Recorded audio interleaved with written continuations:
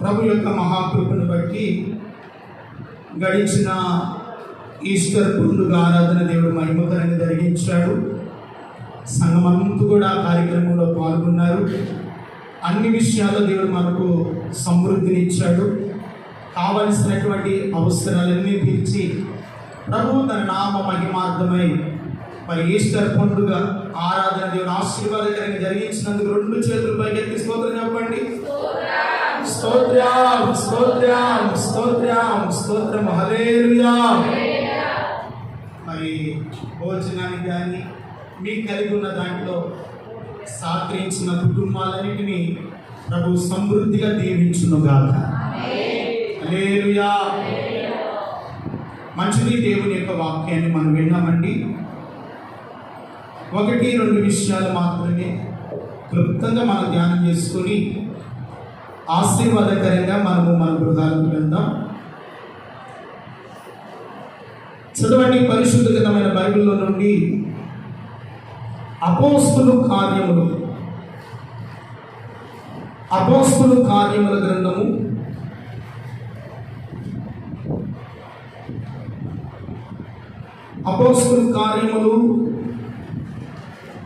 9వ అధ్యాయము 34వ వాక్యాన్ని చదువుకున్నాం. పేతురును యేసుక్రీస్తు నిన్ను స్వస్థపరచుచున్నాడు. నీవు లేచి నీ పరుపు నీవే పరుచుకొనుమని అతనితో చెప్పగా వెంటనే అతడు లేచెను. దేవునికి మహిమ కలుగును గాక. చెప్పండి హల్లెలూయా. కళ్ళు మూసుకున్నాం, ప్రార్థన చేసుకుంటాం. ఈ వాక్య భాగము ద్వారా దేవుడు మనతో మాట్లాడినట్లుగా మన హృదయాలు సిద్ధపరచుకున్నాం. ఒక చిన్న ప్రార్థన నీ హృదయంలో చేయగలిగితే ఈరోజు నీతో నాతో మనందరితో ప్రభు మాట్లాడాలని ఆశపడుతున్నాడు. ప్రార్థన చేసుకున్నాం. పరిశుద్ధమైన తండ్రి, కరుణా మహోన్నతుడా, నీ స్తోత్రునైనా ఇక్కడ వచ్చిన బిడ్డలందరిని బట్టి నీకు వందనాలు. చాలా మంది కడవరి కాలమందు నీ సన్నిధిని నిర్లక్ష్యం చేస్తున్నారు ప్రభువా. ఏది ఏమైనప్పటికీ నీ ఏర్పాట్లో ఉన్న బిడ్డలను సిద్ధపరిచి మీరు తీసుకొని వచ్చారు. కొద్ది నిమిషాలు నీ మాటలు బోధించబోతుండగా చదివిన లేఖన భాగముల నుండి మాకు అర్థమయ్యే రీతిలో మీరు బోధించండి. మీరు మాట్లాడితే మా జీవితాలు కట్టబడతాయి. మీరు మాట్లాడితే మా జీవితాలు బాగుపరచాయి. నీవు మాట్లాడితే మేము స్వస్థత పొందుతాం. నీ మాటలోనే జీవం ఉంది నాయనా. కనుక నీ వాక్యము అనే జీవము చేత నేను నీ బిడ్డలందరితో మీరు మాట్లాడండి. నిలబడిన నీ సేవకుడు వచ్చి వాడు బలహీనుడయ్యుండగా మనం చేసి నీ ఆత్మతో నింపి వాడుకోమని యేసు పరిశుద్ధ నామములో ప్రార్థన చేస్తున్నాను తండ్రి. ఆమేన్. హల్లెలూయా. ఇక దయచేసి ఎవరు ఇటు అటు వెళ్లకుండా కాస్త కొద్ది నిమిషాలు వాక్యం మీద మనసు ఉంచుతామండి.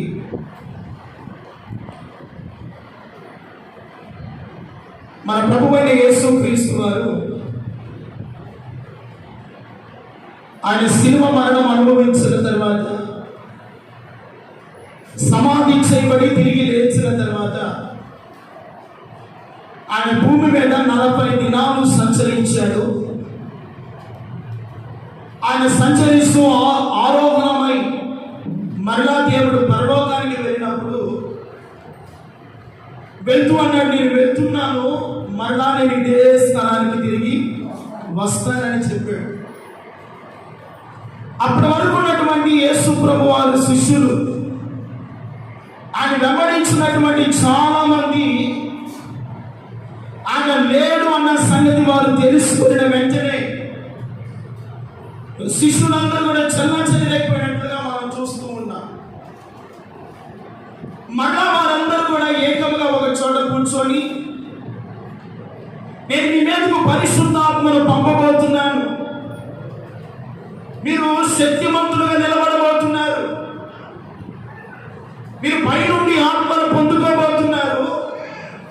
కనుక మీరు మేడగదిలో కనిపెట్టి ప్రార్థన చేయండి అని శిష్యులతో 120 మందితో ప్రభువు చెప్పగా వారు కూడి ప్రార్థన చేస్తూ ఉన్నారు. మనం చదువుకున్నటువంటి లేఖన భాగంలో ఎవరు కనబడతారని అంటే దైవచనుడైనటువంటి పేతురు కనబడతారు. ఎవరు కనబడతారండి? దైవచనుడైనటువంటి పేతురు గారు కనబడతారు. ఈయన ఎటువంటి వాడు అంటే యేసు ప్రభు వారి శిష్యులందరిలో కూడా పెద్దవాడు, మంచి ధైర్యశాలి, ఎదిరించే సత్తా కలిగిన వాడు. ఎందుకంటే ఆ గెస్సమైన తోటలో యేసు ప్రభు వారిని అప్పగిస్తూ ఉన్నటువంటి సమయంలో సైనికుడు ఆయన పట్టుకొని ఉండగా వెంటనే తన వరలో నుండి కత్తి తీసి ఆ సైనికుని చెవిని ఏం చేస్తాడంట? తెగనరికి. అంటే ఒక గొప్ప ధైర్యశాలి. ఈ ధైర్యశాలి ఏమయ్యాడంటే యేసు ప్రభు వారిని అప్పగించబడిన తర్వాత ఆయన ఎవడో ఎరుగనని ముమ్మారు బొంకి అబద్ధం ఆడినట్లుగా మనం చూస్తున్నాం. ఆయన ఎవరో నేను ఎరుగను అని చెప్పిన వాడే ఎప్పుడైతే వారు మేడగదిలో కూడి ప్రార్థన చేస్తూ ఉండగా పరిశుద్ధాత్మ దేవుడాగ్ని నాలుగుల వలె ఆ 120 మంది మీదకు దేవుని ఆత్మ ఎప్పుడైతే దిగి వచ్చిందో వారందరూ దేవుని ఆత్మ శక్తితో నింపబడ్డారు. దేవుని స్తోత్రం కలుగును గాక. ఎప్పుడైతే దేవుని ఆత్మతో వారు నింపబడ్డారో దైవచనుడు పేతురు ఆయన ఎరుగనని ముమ్మారు పొక్కినట్లుగా భయపడినట్లుగా మళ్ళా చేపలు పట్టుకొని వెళ్ళిపోయినటువంటి పేతురు తిరిగి దేవుని ఆత్మను పొందిన తర్వాత దేవుని కొరకు ఒక బలమైన సాధనముగా దేవుడు పేతురుని మార్చాడు. దేవుని స్తోత్రం కలుగును గాక. ఎందుకంటే మానవులైనటువంటి మనము బలహీనులమే, కొన్ని సందర్భాల్లో భయపడేవారమే, కొన్ని సందర్భాల్లో వెనుకంచ వేసేవారమే. కానీ మన దేవుడు ఎవరంటే మనము భయపడుతున్న సమయంలో, మనము దిగులు పడుతున్నటువంటి సమయంలో ఆయన చెప్పే మాట, నా కుమారుడా నా కుమార్తె నేను మీతో కూడా ఉన్నానని ధైర్యాన్ని ఇస్తాడు. దేవుని స్తోత్రం కలుగును గాక. ఏమిస్తాడు ఆయన? నేను నీతో కూడా ఉన్నానని ధైర్యాన్ని ఇచ్చేవాడే మన ప్రభు. అందుకని దైవచనుడైన పేతురుకు దేవుడు పరలోకపు తాళముచ్చలను అప్పగించాడు. నీవు కేప రాయి అనబడతావు. ఈ మందిరం ఇదిగో ఈ సంఘమును నీవు బండ మీద నిలుపుతావు. దేవుని స్తోత్రం కలుగును గాక. ఈ సంఘము ఎదుట పాతాళ లోక ద్వారములు మరి ఎన్నడూ నిలువనేరవు. ఎవరితో చెప్పిన మాట? దైవచనుడైన పేతురు. ప్రభుని ఎరుగనని ముమ్మారు మొక్కినటువంటి పేతురు అన్నాడు, ఈ బండ మీద నీవు నా సంఘమును కట్టుదువు. దేవుని స్తోత్రం కలుగును. ఎప్పుడైతే దైవచనుడైనటువంటి పేతురు దేవుని ఆత్మను పొందుకున్నాడో, ఆత్మచేత నింపబడ్డాడో, దేవుని పని ప్రారంభించాడో, అతడు వాక్యమును బోధిస్తుండగానే వేల మంది ప్రజలు రక్షింపబడ్డారు. దేవుని స్తోత్రం కలుగును గాక. లోకములో నుండి వేరు చేయబడ్డారు. దేవుని కొరకు నమ్మకమైన వారిగా జీవించారు. అలాంటి పేతురు సేవ చేస్తున్నటువంటి దినాల్లో ఐనయ్య అనే ఒకడు 8 ఏళ్ల నుండి పక్షవాయువుతో మంచము పట్టి ఉన్నాడు. ఎన్ని ఏళ్ల నుండి? 8 సంవత్సరాల నుండి. చాలా జాగ్రత్తగా వినండి. ఈ రోజున దేవుడు ఎందుకు ఈ మాటలు చెప్పమన్నారంటే చాలా మంది ఈ రోజున బలహీనులుగా ఉన్నారు, స్వస్థత లేని స్థితిలో ఉన్నారు, బాగుపడని స్థితిలో ఉన్నారు. మందిరానికి వస్తున్న వారి జీవితాల పరిపూర్ణమైన ఆరోగ్యం లేని స్థితిలో ఉన్నారు. మరొకసారి మీ విశ్వాసాన్ని బలపరచాలని గత రాత్రి ప్రార్థన చేస్తూ ఉండగా దేవుడి మాటలు బయలుపరిచారు. దేవుడి స్తోత్రం చెప్పండి. హల్లెలూయా. ఆయన అంటున్నటువంటి మాట, యేసుక్రీస్తు నిన్ను స్వస్థపరచుచున్నాడు, నీవు లేచి నీ పరుపు పరుచుకొనుము. ఏమన్నాడు? యేసుక్రీస్తు నిన్ను స్వస్థపరచుచున్నాడు. ఈ రోజున నిన్ను నన్ను స్వస్థపరిచిన ఎవరయ్యా అంటే, నీవు నమ్మిన ప్రభువు అయిన యేసుక్రీస్తు వారు కూడా నిన్ను ఏం చేస్తాడు? ఆయన స్వస్థపరిచిన దేవుడు.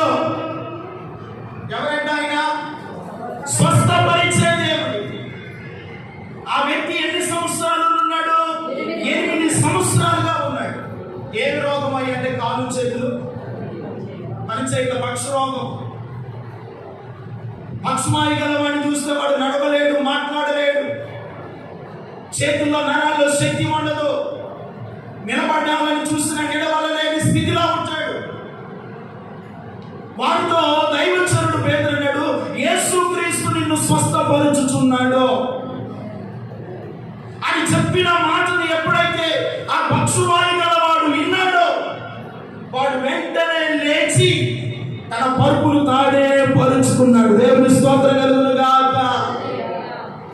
అంటే పేతురు వాక్కు చెప్పగానే, ఆయన నామమును ఉచ్చరించగానే 8 సంవత్సరాల నుండి మంచము పట్టిన వాడి స్థితి జీవముతో నింపబడినది, ఆరోగ్యముతో నింపబడినది. లేచి నిలబడ్డాడు, తన పరుపు తానే. అప్పటి వరకు ఎవరు పరిచేవారు? ఇంట్లో ఉన్న భార్య పరిచేదేమో, ఇంట్లో ఉన్నటువంటి పిల్లలు ఆయన పక్కన కూర్చోబెట్టి పరుపు పరిచేవాడే. ఎప్పుడైతే దైవచరుడు పేతురు చెప్పాడో, వాడు లేచాడు, తన పరుపు తానే పరుచుకున్నాడు. దేవుని స్తోత్రం కలుగునుగా. అంటే లేచే స్థితి ఎవరిది? లేపే స్థితి ఎవరిది అంటే, నీవు ఏ నిస్సహాయ స్థితిలో, ఏ కృంగుదలతో, ఏ సమస్యలతో నీవు పడిపోయి దిగజారిపోయి ఏ దిక్కుతోచని స్థితిలో నువ్వు పడి ఉన్నావో, నిన్ను లేపేవాడే నీవు ఆరాధిస్తున్న దేవుడు. ఆయన పేరు నజరేయుడైన యేసు. నేనేం చేస్తాడు? ఆయన పైకి లేపే దేవుడు. నీ పరుపును నీవే పరుచుకునే స్థితిలో, నీ స్థితిని నీవే బాగుగా కట్టుకునే స్థితిలో నిన్ను మార్చగలిగిన వాడు ఎవరై అంటే ఒక్క ప్రభువు తప్ప మరి ఏ శక్తి కూడా ఈ లోకంలో లేదు. దేవుని స్తోత్రం కలుగును. మనల్ని బాగు చేసే దేవుడు, మనల్ని విడిపించే దేవుడు ఆయనకు తప్ప ఎవరికి లేదండి. దేవుని స్తోత్రం.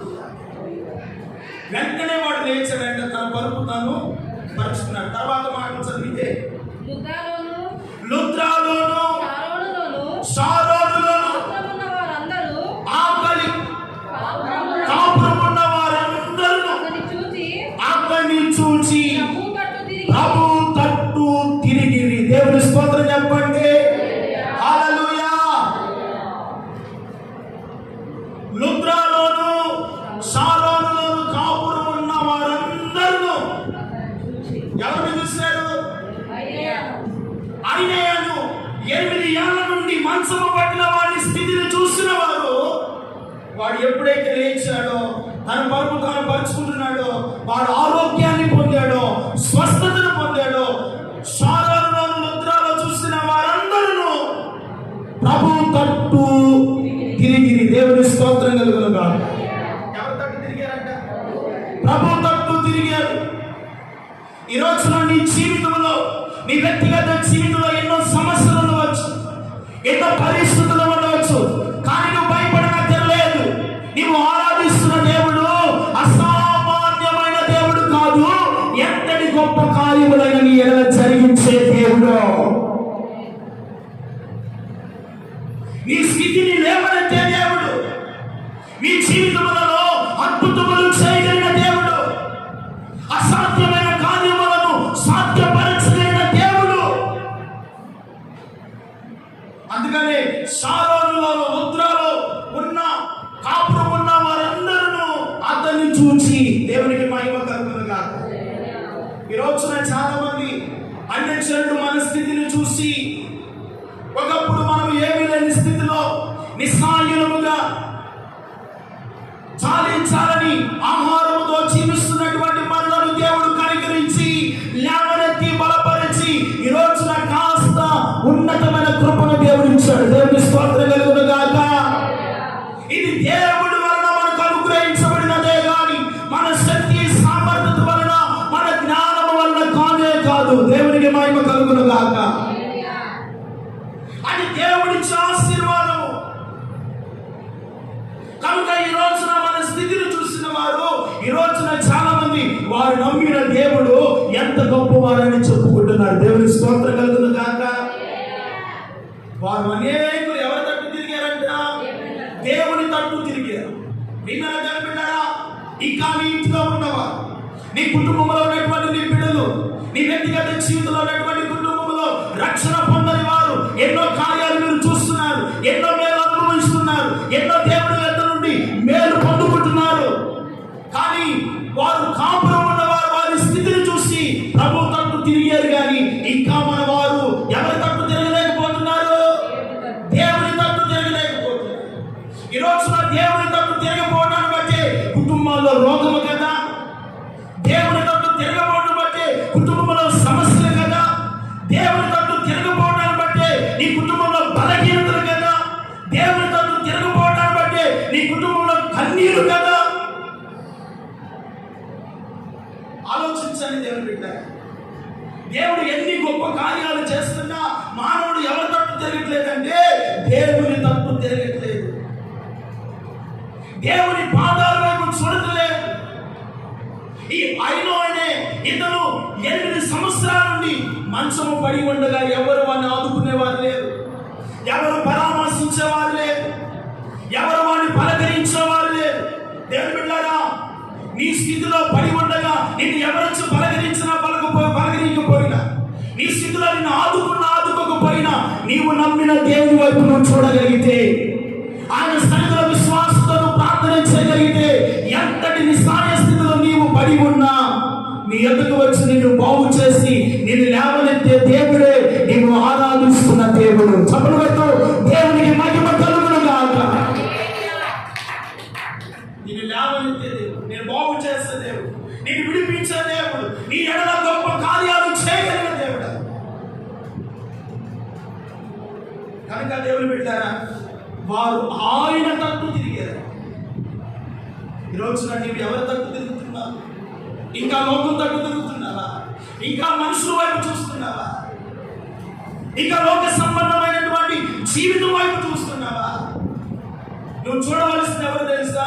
నీ కొరకు అద్భుతమైన ప్రాణత్యాగం చేసి పరమను విడిచి లోకానికి దిగివచ్చి నీ కొరకు సజీవుడుగా నిలిచిన ఆ దేవుని తట్టు మీరు తిరగగలిగితే నీ ఇంట్లో ఉన్న సర్వ రోగములు నా దేవుడు నిశ్చయముగా బాగుంచుగాక. ఆయన సర్వ రోగములను బాగు చేస్తాడు. నీ జీవితంలో ప్రతి అనారోగ్యాన్ని స్వస్థపరుస్తాడు. దేవునికి అసాధ్యమైనది ఏది కూడా లేదు. ఆయన నీ జీవితంలో కార్యము చేయాలంటే నీవు యేసు యొద్దకు రావాలి. దేవుని స్తోత్రం చెప్పండి. ఎవరి యొద్దకు రావాలంట? యేసయ్య యొద్దకు రావాలి. మత్తయి సువార్త 4వ అధ్యాయము 24వ వచనం త్వరగా చెప్పుకొని ముగించు.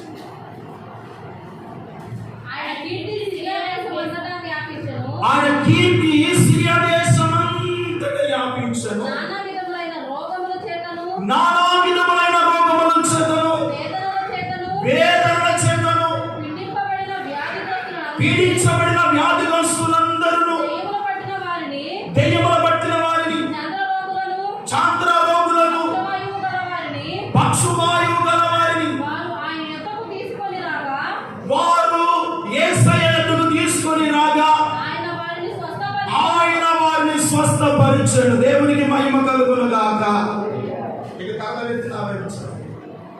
మన జీవితాల్లో ఒక పరిపూర్ణమైన స్వస్థత, ఒక సంపూర్ణమైన ఆరోగ్యం పొందాలి అంటే నీవు ఎవరి యొద్దకు రావాలంటే యేసయ్య యొద్దకు నీవు రావాలి. ఎవరి యొద్దకు రావాలండి?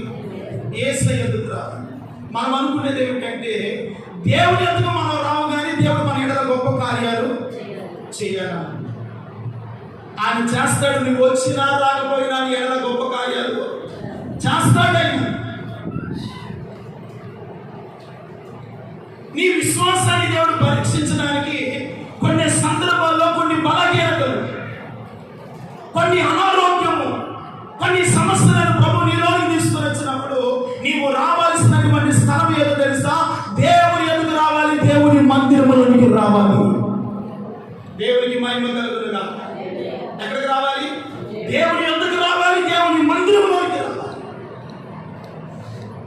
అక్కడికంట శాంత రోగులను, దైవలు పట్టిన వారును, పక్షవాయువు గల వారును, నానా విధముల చేత పీడించబడిన వారందరూ యేసు వద్దకు తేబడిరి. దేవుని స్తోత్రం కలుగునుగాక. ఎవరి ఎందుకు తేబడ్డారంట? యేసయ్య ఎందుకు తేబడని వారిని ఆయన ఏం చేశాడంట? స్వస్థపరిచాడు. నీ ఇంట్లో ఏ బలహీనత ఉన్నా, నీ ఇంటి వారి చేతిలో ఏ అస్వస్థత ఉన్నా, వారు రావాల్సిన స్థలం ఏదయ్యా అంటే అది దేవుని మందిరం అనే నివాసంలోనికి వారు రాగలిగితే, దేవుని సన్నిధిని ఆశ్రయించగలిగితే, ప్రభు నీడలో వారు జీవించగలిగితే, ఎంతటి రోగమునైనా, ఎంతటి వేదననైనా, ఎంతటి సమస్యనైనా నా దేవుడు బాగు చేయటకు ఆయన సర్వశక్తిమంతుడు. హల్లెలూయా. ఎంతటి రోగమునైనా బాగు చేస్తాడు, ఎంతటి సమస్యలైనా ప్రభు తీర్చివేస్తాడు. నీవు రావాల్సిన స్థలమే దేవుని మందిరము, నీవు నివసించవలసిన స్థలమే దేవుని నీడలో ఆశ్రయించాలి. కనుక దేవుని బిడ్డారా, అందుకని మత్తయి సువార్తలో మనం చూస్తే ఒక శతాధిపతి యేసయ్య ఎందుకు వచ్చాడు? తన పనివాడు పక్షవాయువుతో పడి ఉండగా, ఏమండి శతాధిపతి యేసు ఎందుకు వస్తే నీవు నేను ఆయన ఎందుకు రావాలా వద్దా? చెప్పలే తెలిసి ఒక శతాధిపతి, ఒక 100 మందికి ఆఫీసులైన ఒక శతాధిపతి తనకు ఉన్నటువంటి పనులన్నీ పక్కన పెట్టి ఎవరి దగ్గరికి వచ్చారు? మనం అనుకుంటాము దేవుడు మా ఎందుకు వచ్చి మమ్మల్ని స్వస్థపరచాలి, కానీ మేము మాత్రం దేవుని ఎందుకు రాము, దేవుని మందిరానికి రాము, దేవుని వాక్యాన్ని మేము విను, దేవుని సన్నిధిలో మేము జీవించము. కానీ ప్రభువే వచ్చి మమ్మల్ని ఏం చేయాలి? స్వస్థపరచాలనుకోవడం. అది నీ స్వార్థపూరితమైనటువంటి ఆలోచన. అంతనే కదండి, ఒక శతాధిపతి తన పనివాడికి బాగోకపోతే ఎన్ని పనులు ఉంటాయండి? 100 మందికి ఆఫీసులంటే ఎన్ని బాగుపడాలి చూడాలి, ఎంతమందిని పరామర్శించాలి. అలాంటి వాడే పనులన్నీ పక్కన పెట్టి యేసు యొద్దకు వచ్చాడట. దేవుని స్తోత్రం కలుగునుగాక. ఈ రోజున నీ కుటుంబంలో ఎన్ని సమస్యలున్నా, నీ ఇంటి వారు, నీ బిడ్డలు, నీ భర్త, నీ భార్య రావాల్సిన స్థలమే దేవుని మందిరం అని నిర్ణయానికి మీరు వస్తే నిశ్చయముగా నా దేవుడు మిమ్మల్ని స్వస్థపరచునుగాక. హల్లెలూయా. ఏం చేస్తాడు ఆయన? స్వస్థపరుస్తాడు. నీవు రావాల్సిన స్థలమే దేవుని యొద్దకు. ఈ ఐనోయనే అతను మంచము పట్టి ఉండగా దైవచనుడు వెళ్ళి యేసుక్రీస్తు నిన్ను స్వస్థపరచుచున్నాడు, దేవునికి మహిమ కలుగునుగా అనే మాట ఉచ్చరించిన వెంటనే వాడు లేచాడు, తన పరుపు తాను పరుచుకున్నాడు. అది చూసిన వారందరూ లుద్రాలోను, షారోనులోను కాపురం ఉన్న వారందరూ యేసయ్య తట్టు తిరిగారు. హల్లెలూయా. ఎవరి తట్టు తిరిగారు? దేవుని తట్టు తిరిగారంట. దేవుడు మన జీవితాలు ఎన్ని కార్యాలు చేస్తున్నా ఇంకా మనము ఎవరి తట్టు తిరగట్లేదు, ఎవరి ఎదుగు రావటం లేదు, ఎక్కడికి రావటం లేదు, దేవుని సన్నిధికి రావటం లేదు. అందుకనే దేవుడు కూడా కొన్ని సందర్భాలు మనకు వచ్చే సమస్యలు చూసి, బాధ చూసి ఆయన చూసి చూడుకున్నట్లుగా ఊరుకుంటున్నాడు. నానా విధములైన వ్యాధుల చేత పీడించబడుతున్న సమస్త రోగులు యేసయ్య ఎదురుకు వచ్చారంటే దేవుని స్తోత్రం కలుగునుగాక. రోగం వచ్చిన వాడు ఇంట్లో ఉండి బాగుపడడు, రోగం వచ్చిన వాడు దేవుని సన్నిధిలోకి వస్తే బాగుపడతాడు. హల్లెలూయా. యేసయ్య ఎదురుకు వస్తే బాగుపడతాడు, వాడి జీవితాన్ని బాగు చేస్తాడు, వాడి స్థితిని మార్చి అనేకులకు చూపిస్తాడు. దేవుని స్తోత్రం కలుగునుగాక. ఏం చేస్తాడు? అనేకులకు వాడి స్థితి చేస్తాడు ఆయన కార్యములు ఎంత గొప్పయో ప్రియమైన. అందుకని ఒక తల్లి గారు కూడా కనాను స్త్రీ యేసయ్య దగ్గరికి వచ్చిందంట. దేవుని స్తోత్రం కలుగును. ఎవరి దగ్గరికి వచ్చిందండి? యేసయ్య దగ్గరికి వచ్చింది. ఎవరి దగ్గరికి వెళ్ళినా నా కుమార్తె బాగుపడదు, ఒక్క ప్రభు దగ్గరికి వెళ్తే నా కుమార్తె బాగుపడుతుంది. దేవుని స్తోత్రం కలుగును. ఆమె ఉన్నటువంటి పట్టణం ఏంటో తెలుసా? కపెర్నహూం. ఎక్కడండి? కపెర్నహూములో ధనవంతులు ఉంటారు, మంచి పలుకు కలిగిన వారు ఉంటారు, మంచి ఉన్నతమైన స్థితి కలిగిన వారు ఉంటారు. ఆ స్థితిలో ఉన్నటువంటి ఒక కానాను స్త్రీ, ఒక అన్యురాలు, ఒక కపెర్నహూములో ఉన్నటువంటి తూరు సీదోనుల ప్రాంతానికి చెందిన ఒక స్త్రీ యేసయ్య దగ్గరికి తన కుమార్తెను తెచ్చింది. ప్రియమైనవారా, నానా విధములైన వేదనతో ఆ స్త్రీ పీడించబడుతున్నటువంటి స్థితిలో ఉండగా యేసయ్య దగ్గరికి రాగానే ఆమెను ప్రభు బాగు చేశాడు. దేవుడి స్తోత్రం కలుగును. ఈరోజు నా నీ కుటుంబంలో సమస్యలు ఉండవచ్చు, బాధలు ఉండవచ్చు, కష్టాలు ఉండవచ్చు, సమస్యలు ఉండవచ్చు. ఎక్కడికి వెళ్ళినా నీ బాధలు తీర్చబడవు. తీర్చబడతాయండి. బంధువు దగ్గరికి వెళ్తే తీరుస్తారా? బంధువు దగ్గరికి వెళ్తే నీ బాధలు తీరుస్తారా? స్నేహితుల దగ్గరికి వెళ్తే నీ బాధలు తీరుస్తారా? నేను ఎక్కువగా ప్రేమించే వారి దగ్గరికి వెళ్ళినా నీ బాధలు తీర్చలేదు. నీ బాధలు తీర్చేవాడు, నీ స్థితిని మార్చేవాడు నీవు రావలసిన స్థలానికి వస్తే, యేసు దగ్గరికి వస్తే, ఆయన మందిరంలోనికి వస్తే ఎంతటి సమస్యనైనా తీర్చగలిగిన వాడే. నీవు నమ్మిన దేవుడు అన్న సంగతి ఎన్నడూ మర్చిపోకూడదు. దేవుని స్తోత్రం కలుగునుగా. ఎక్కడికి వెళ్ళనక్కర్లేదు. ప్రభు దగ్గరికి వచ్చి ప్రభు దగ్గర పాదాలు ఉని, అయ్యా నేను ఈ స్థితిలో ఉన్నానయ్యా, ఈ సమస్యలో ఉన్నానయ్యా, ఈ ఆర్థికమైన ఇబ్బందులో ఉన్నానయ్యా, ఈ కష్టంలో ఉన్నానయ్యా, ఈ బలహీనతో ఉన్నానయ్యా, ఈ సమస్యలో ఉన్నానయ్యా, నా భర్త ఈ స్థితిలో ఉన్నానయ్యా, ఒక్కసారి నా కుటుంబాన్ని కనికరించగాని దేవుని సన్నిధిలో కన్నీరు కాల్చగలిగితే, ప్రభు వైపు చూడగలిగితే నీ కన్నీటిని నా దేవుడు దాటి వెళ్ళడు. నీ సమస్యను చూసి నా దేవుడు విడిచిపెట్టడు. నా కుమార్తె నేను నీతో కూడా ఉన్నానని ప్రభు చెప్తాడు. దేవుని స్తోత్రం కలుగునుగా. అందుకనే నీవు రావాల్సిన స్థలము దేవుని ఎదుగుతా. రెండో పాయింట్, యేసును వెంబడించాలి. ఏం చేయాలంట? ఒకటి దేవుని దగ్గరికి రావాలి, రెండు ప్రభుని ఏం చేయాలంట? వెంబడించాలి. మార్కు సువార్త 12వ అధ్యాయము 2వ వాక్యాన్ని చదువు. 12వ అధ్యాయం మత్తయి సువార్త 12వ అధ్యాయము 2వ వచనం. బహుజన సమూహములను ఆయనను ఏం చేస్తున్నారంట? వెంబడింపగా ఆయన వారిని అక్కడ ఏం చేస్తాడంట? స్వస్థపరిచను. దేవునికి మహిమ కలుగును గాక. బహుజన సమూహము ఆయన్ని ఏం చేస్తున్నాయంట? ఎవరిని వెంబడిస్తున్నాయి? ప్రభువుని వెంబడిస్తూ ఉన్నారు. నీవు వెంబడించవలసింది దేవుని వెంబడించాలి. దేవుని సన్నిధిలో దేవుని వాక్యాలను వెంబడిస్తే అక్కడ వారిని ఏం చేస్తాడు? ఆయన బాగు చేసాడు, స్వస్థపరిచాడు. నువ్వు వెంబడించవలసింది నీ బంధువులు కాదు, నీ రక్త సంబంధికులను కాదు, నీ కొరకు ప్రాణం పెట్టిన ప్రభుని నువ్వు వెంబడించగలిగితే, దేవునికి స్తోత్రం చెప్పండి. ఎవరిని వెంబడించాలంట? యేసు ప్రభు వారిని నువ్వు వెంబడించు. అందుకనే ప్రభు అంటాడు, ఒకడు నన్ను ప్రేమించిన ఎడల తను తాను ఉపేక్షించుకొని తన సిలువనెత్తుకొని నన్ను వెంబడింపవలెను. ఆయన వెంబడించాలి. ఉపేక్షించడం అనగా లోకాన్ని ఉపేక్షించడం, లోక సంబంధమైన వాటిని విసర్జించడం, లోకాన్ని తీసివేసుకొని ప్రభుని వెంబడించడం. ఏమెత్తుకొని? తన సిలువను ఎత్తుకొని నన్ను వెంబడించిన వాడే నా రాజ్యానికి పాత్రుడు. దేవుని స్తోత్రం కలుగునుగా. ప్రభుని వెంబడిస్తున్నావా?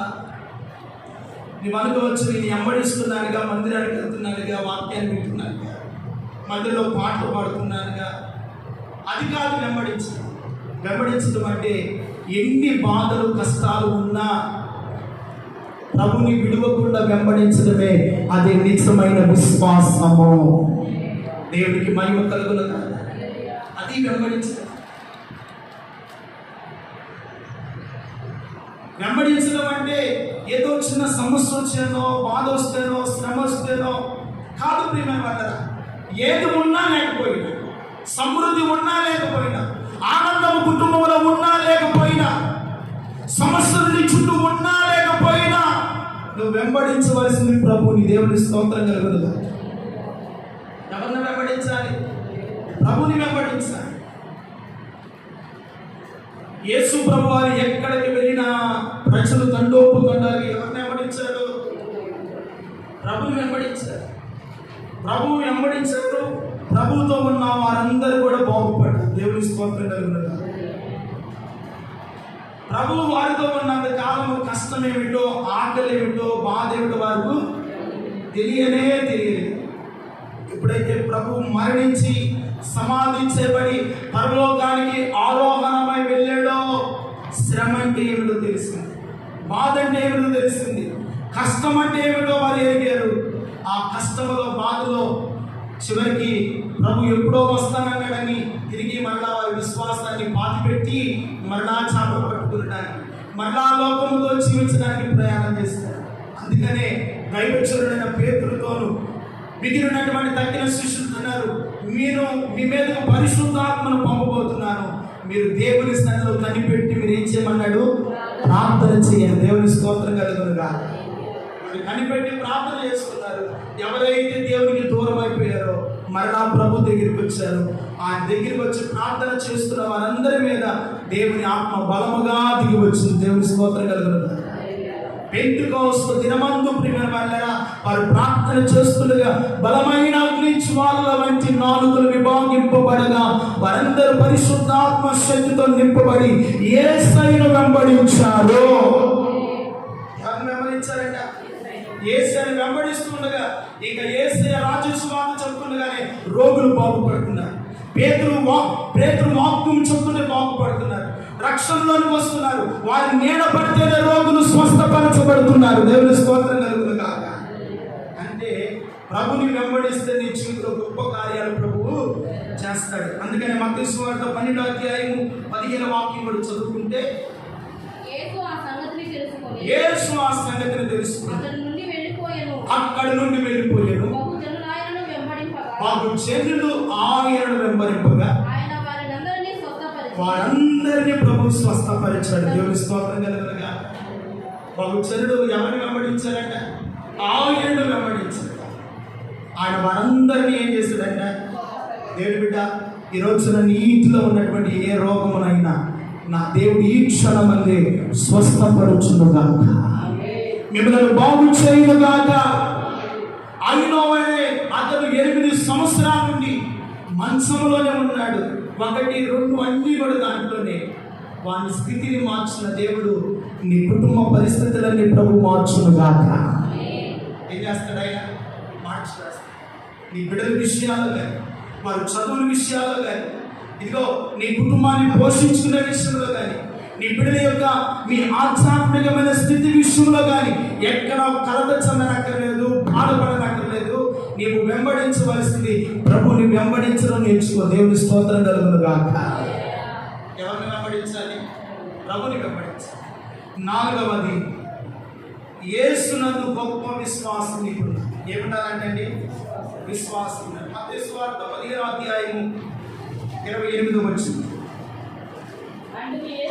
అందుకు యేసు, అమ్మా నీ విశ్వాసము గొప్పది, నీవు కోరినట్లే దేవునికి మహిమ కలుగును గాక. యేసునందునికి ఏమన్నారు? గొప్ప విశ్వాసం. ఆ స్త్రీ అంటున్నాడు, అమ్మా నీ విశ్వాసము గొప్పది. కాబట్టి అయ్యా,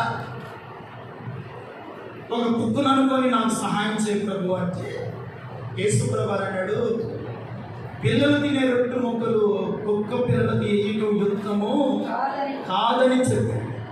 అంటుంది, ఆ కుక్కను అనుకొని నాకు నిజమే ప్రభు, ఆ కుక్కను అనుకుని నాకు కూడా సహాయం చేయి. ఆ యజమానుడి బలమైన నుంచి ముక్కలు పడుతుంది కదా, ఆ కుక్కలో చేరుకొని తింది కదా, ఆ కుక్కను అనుకొని నాకు నీవు సహాయం చేయి. యేసుప్రభువు అంటాడు, ఇశ్రాయేలులో ఇంత గొప్ప విశ్వాసము మరెన్నడూ నేను ఎవరిలోనైనా చూడలేదు. దేవుని స్తోత్రం కలుగుతుంది.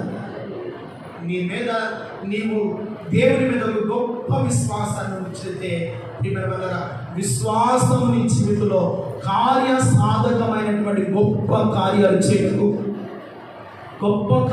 చేయటకు ఆ విశ్వాసం నిన్ను బలపరచును గాక.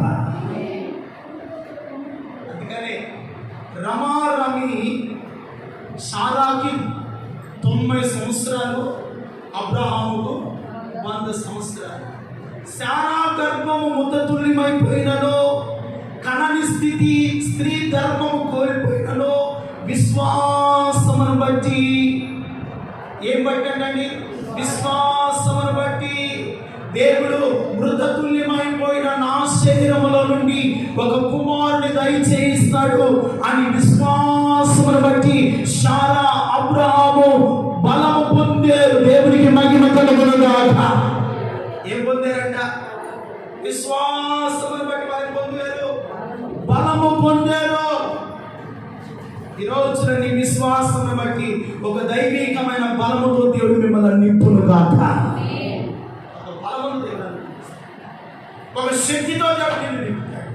నీ గొప్ప విశ్వాసం ఉండాలి. అందుకనే మత్తయి సువార్త 9:22 వచనం అంటాడు, 9:22 యేసు వెనుకకు తిరిగి ఆమెను చూసి కుమారి ధైర్యముగా ఉండు, నీ విశ్వాసము నిన్ను బాగుపరచును. దేవునికి మహిమ కలుగును గాక. వెనుక తిరిగారు యేసయ్య.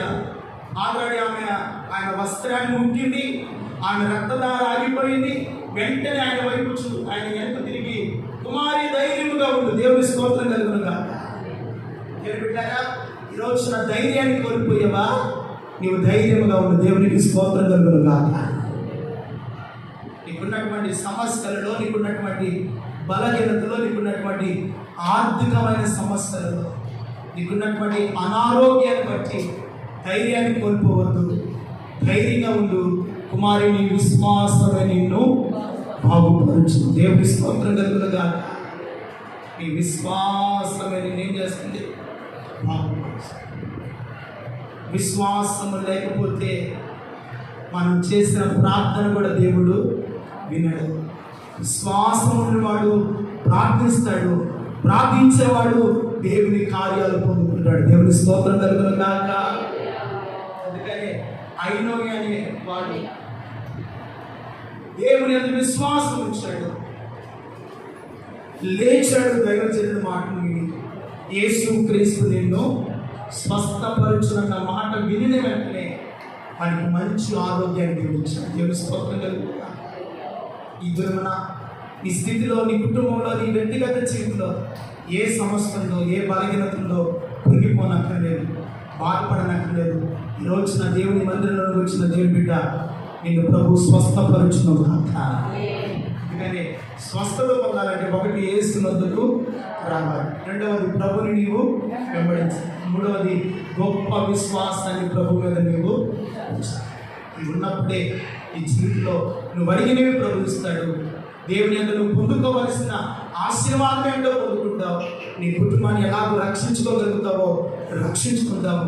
అందుకని లుద్రాలోను, షారోనులోను కాపురం ఉన్న అనేకులు ప్రభు తట్టు తిరిగారు. దేవుని స్తోత్రం కలుగును. నీ జీవితంలో ప్రభు చేసే కార్యాలను బట్టి అన్యులు దేవుని తట్టు తిరుగుదురు గాక. అనేకులు ప్రభు యందుకు వచ్చుదురు గాక. నీ ఇంటి వారు కూడా వారి పాపాన్ని విడిచిపెట్టి ప్రభు యందుకు వచ్చి పశ్చాత్తాపపడుదురు గాక. హల్లెలూయా.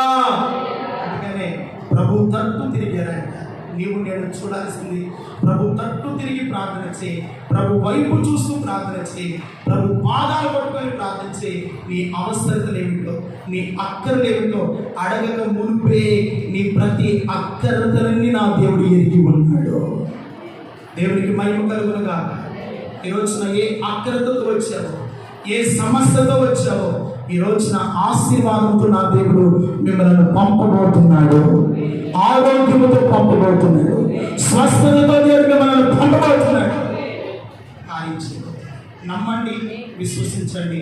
కార్యసాధకమైన దేవుని గొప్ప కార్యాలు ఇదిగో ఈ వారములో కలుగుతున్న ప్రతి బలహీనతలో నా దేవుని హస్తాలే మిమ్మల్ని బాగు చేయునుగాక, సంపూర్ణమైన ఆరోగ్యం ఇచ్చునుగాక, అట్టి కృప ప్రభుత్వం ఇచ్చేయునుగాక. తడవలసండి.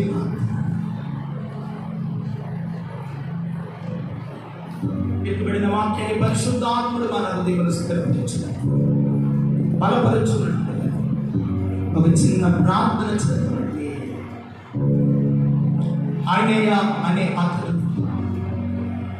8 సంవత్సరాల నుండి మంచంలో ఉన్నాడండి. పిరికివాడే, పొంగిన వాడే, ఎప్పుడైతే ఆత్మతో నింపబడి